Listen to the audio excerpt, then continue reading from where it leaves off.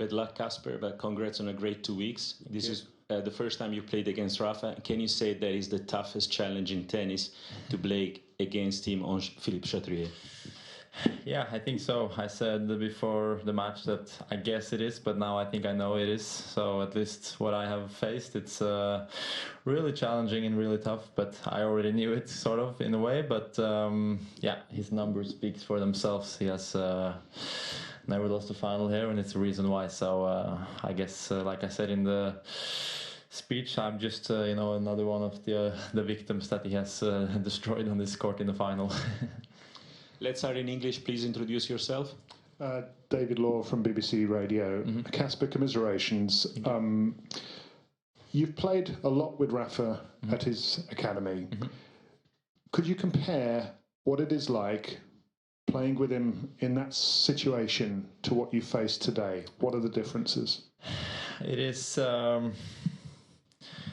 tough to describe. I mean, he plays the same style in practice and matches. He takes the practices very seriously, and so do I. So if we practice and play sets, I think we both want to try to win, of course, and have a good practice. But the circumstances were a bit different today. It was the first time I have experienced such to be in this situation and play a Grand Slam final. I don't think it really got to me until I stepped on court today and saw the full stadium and felt like the atmosphere in the crowd. So it was a little bit, honestly, a bit tough to find myself too comfortable in the situation in the beginning. But as the match went on, I tended to feel a little bit better, and yeah, I could like calm down and breathe out a little bit more. But it was challenging because you're playing him, the most winning slam player ever, and on this court in a final, it's not too easy, but it was worth a shot and a good experience for sure.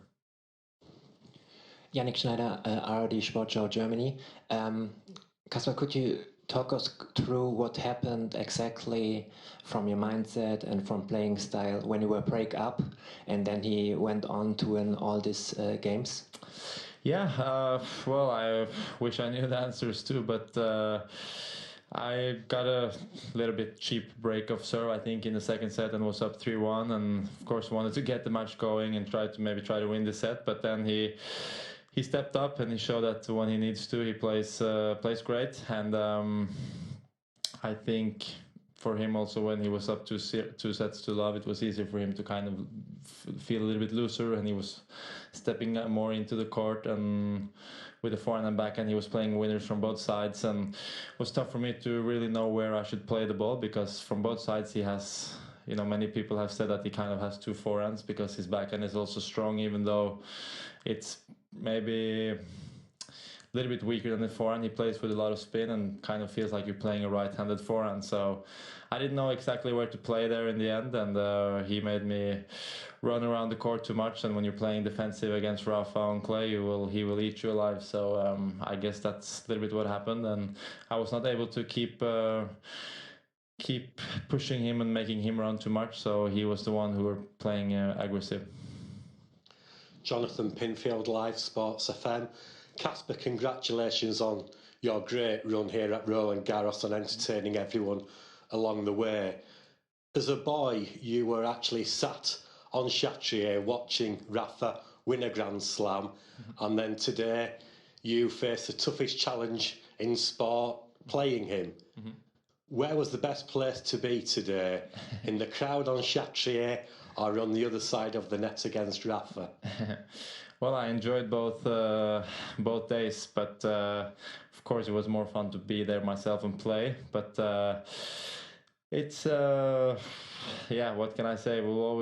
This match will be something I will probably remember for the rest of my career. There are certain moments, I think, for everyone's career that you will remember more than others. So this one will be high up on my list. The biggest match I've ever played, and he's, like I've said many times before, a player I have watched on TV for the last 16, 17 years. So to be there myself and face him, it's a bit of a challenge as well, but a very enjoyable one. So of course, I wish I could make the match closer and all these things, but at the end of the day, I can hopefully one day tell my grandkids that I played Rafa on Chatrier in the final, and they will probably say, "Wow, did you?" And I will say yes. So I mean, I'm going to probably enjoy this moment for a long time.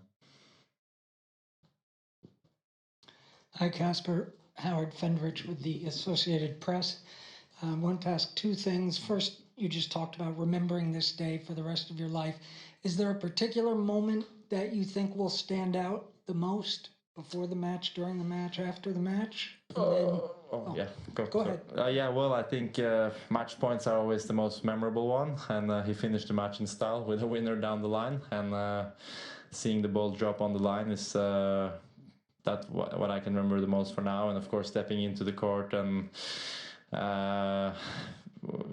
something that is a bit funny when he plays there is when the announcer does the intro and he goes and of course tells all the times he has won the tournament. It never stops, it seems like, so that takes like half a minute just to say all the years. So I think that's something that is also something I will remember, and was also a special moment to be handed the trophy by Billie Jean King.